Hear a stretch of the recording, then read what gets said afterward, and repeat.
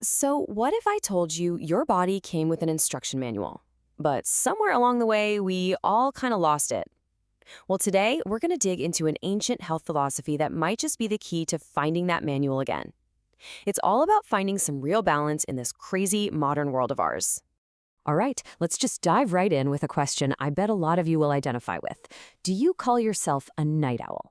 You know, that person who gets their best ideas, their best energy, way late at night when the rest of the world is fast asleep.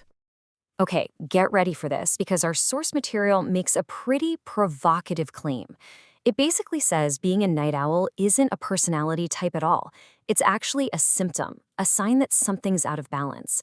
And that idea, well, it flies right in the face of our modern culture that tells us to just override our natural cycles with another cup of coffee and sheer willpower. Now, look, this isn't about blame or making anyone feel bad. Not at all. It's really about this fascinating idea. What if we've all just forgotten how to read the user's guide that our bodies came with? This ancient perspective. Think of it as our map to finding that guide again. You see, according to this philosophy, illnesses don't just pop up out of the blue. Mm-mm.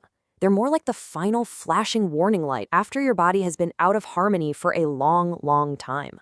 So the real path to getting healthy? It starts way earlier by fixing that imbalance first. So, what language is this whole instruction manual written in? Well, it's the language of energy, which is called qi, and the 5 fundamental ways that energy moves, which are known as the 5 elements, or wu xing. Qi, this is absolutely foundational. It's not some vague, mystical idea.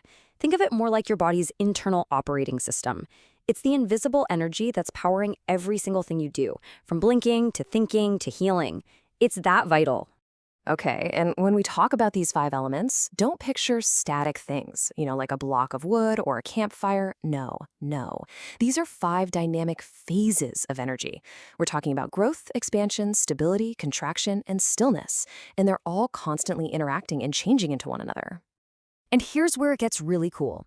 Each of these elements corresponds to a season, to certain organs in your body, and even to your emotions. So the upward growing energy of wood perfectly mirrors that feeling of new life in spring. It's this beautiful, elegant system where absolutely everything is connected. Nothing exists on its own. This shows us what's called the creative cycle. It's this incredibly supportive, generative flow. See, one element doesn't just randomly follow the next. It actually nourishes and gives birth to it.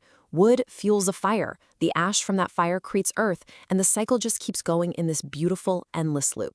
All right, so how does this all translate into something you can actually use every single day? Well, that's where the body clock comes in. It's basically a 24-hour map that shows the best times to sleep, to detox, to eat, all based on which energy channel, or meridian, is at its peak. So, between 9 and 11 p.m., this is your body's signal to start shutting down. This is the time to put the screens away, calm your nervous system, and really just shift gears from doing to just being. Now listen up, because this window right here, it's considered non-negotiable. This is when your body generates that vital, active, young energy you need for the entire next day.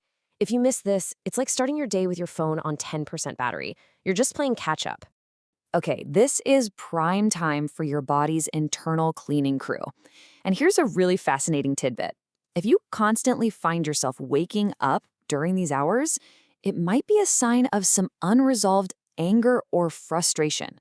You see, in this system, the liver is tied to planning. And when our plans get messed up, that frustration can literally wake you up by disrupting your liver's work. Wild, right? And this is where you see that timing is literally everything. Eating a good meal now when your stomach's energy is at its peak is like putting high-octane fuel in your tank. But eating that exact same meal later in the day when your digestion is weaker, it can actually create a burden on your whole system. Which brings us to this really simple but pretty radical shift in how we think about food. It's not just for fun. It's not just to satisfy a craving. Its number one job is to be your medicine, to build and sustain that vital energy, your qi. I mean, you can really see the 2 different mindsets here. On one side, you have food as medicine, which is all about building you up from the inside out, creating balance, creating real, lasting energy.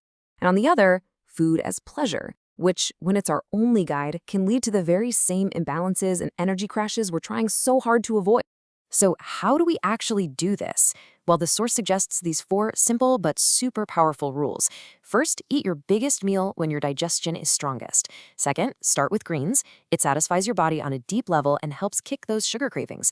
Third, build your plate around good protein and healthy fats for energy that lasts. And finally, steer clear of processed foods, which are seen as energetically cold and just plain disruptive to your body's harmony.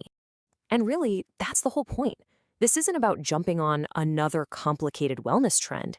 It's actually about simplifying.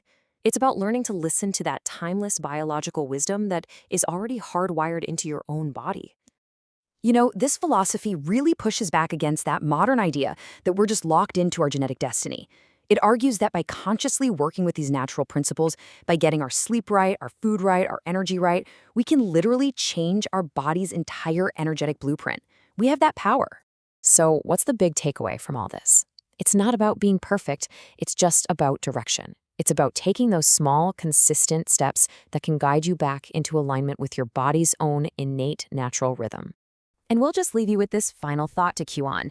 Your body is talking to you all the time, through fatigue, through cravings, through waking up at 2 in the morning. All of those things are messages. The only question is, are you ready to start listening?